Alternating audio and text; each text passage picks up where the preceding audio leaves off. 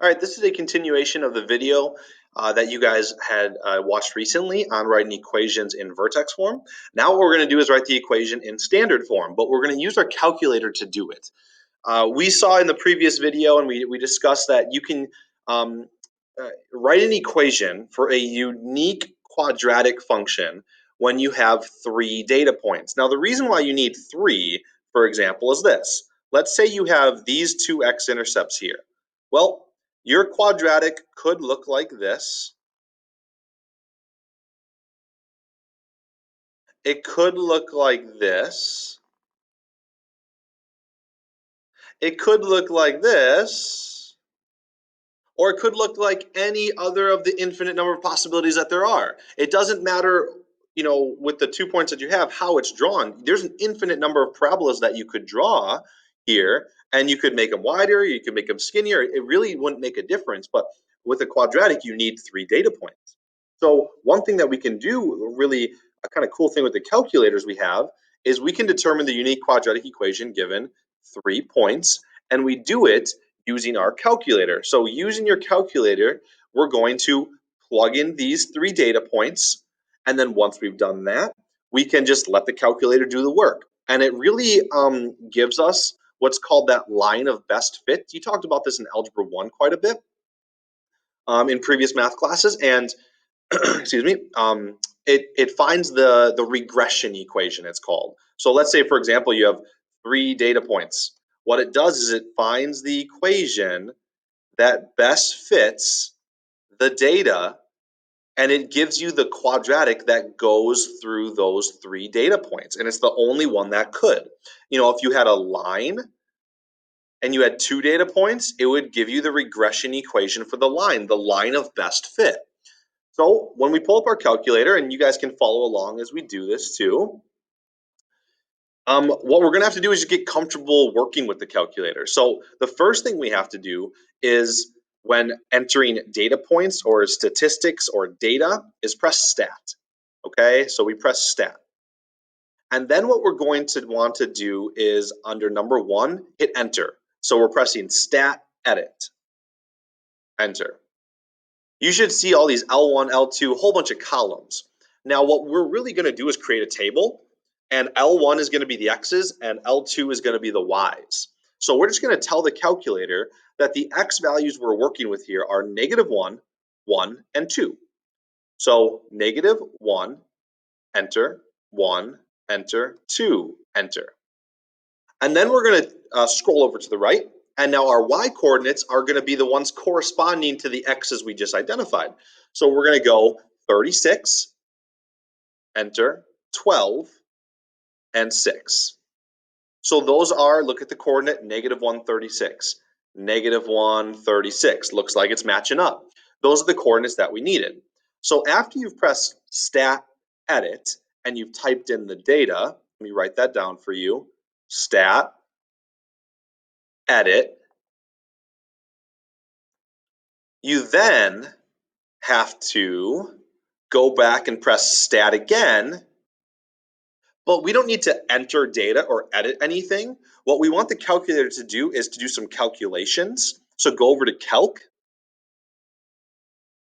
and then there's a ton of options here. As you get into some higher level math courses, pre-calc, AP stats, that's where you use a lot of these things here. What we're focusing on in this unit is quadratics. So look through the list. And you're like, okay, well, which one do you think we should probably do? And hopefully it stands out to you. Number 5, we want to do a quadratic regression, which is a quadratic line of best fit or curve of best fit. So stat edit, and then you press stat calc number 5. So let's go down to number 5 right there. And you can just press the number 5 if you want to, hit enter.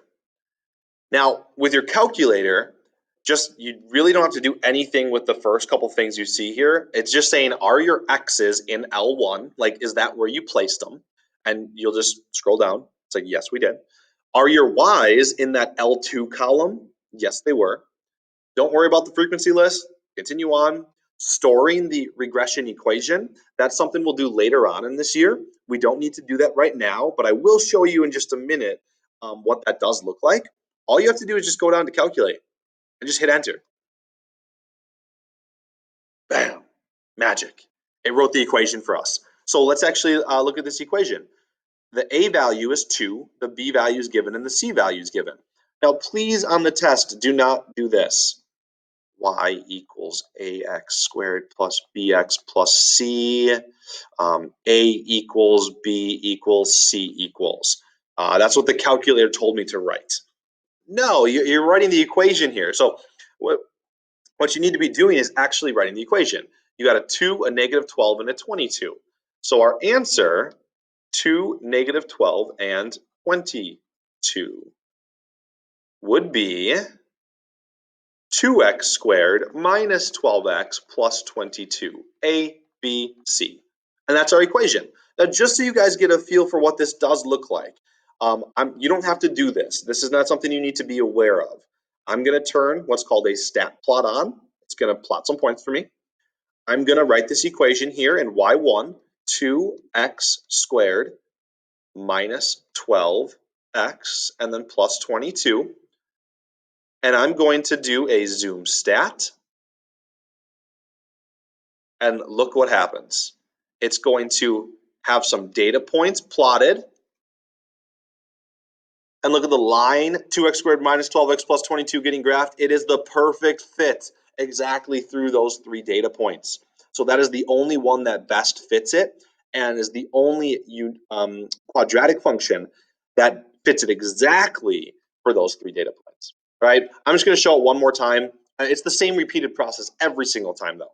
Okay, if we go to stat and we go to edit, one thing you could do to get rid of these is you could just overwrite them. But I think the easier thing to do is go up to L1, hit clear. Notice how it just got rid of everything that was written there, then hit enter. Now they're gone. Over, up to L2, hit clear, enter. So clear enter gets rid of it. And now I can retype it. So let's do part B. 0, negative 1, 3. 0, negative 1, 3. Okay, now the corresponding y's, 2, 9, 5. All right, stat, calc, number 5. Go down to calculate, and we've got an answer. Let's see what it is. 2, negative 5, and 2. Y equals 2x squared minus 5x plus 2. We've got our equation, and yes, that is a 2.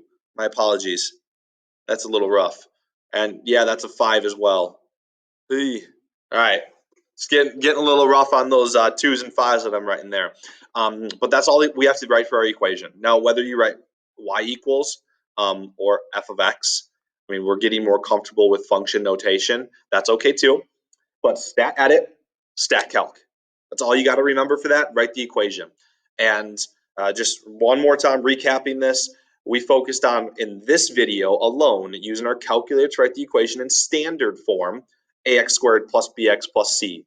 But prior to that, we wrote our equations in vertex form, where you had to remember and what the original one looked like to find the a value, to then work with h and k in vertex form. But this one, we just used our calculator to write it. That's it for today.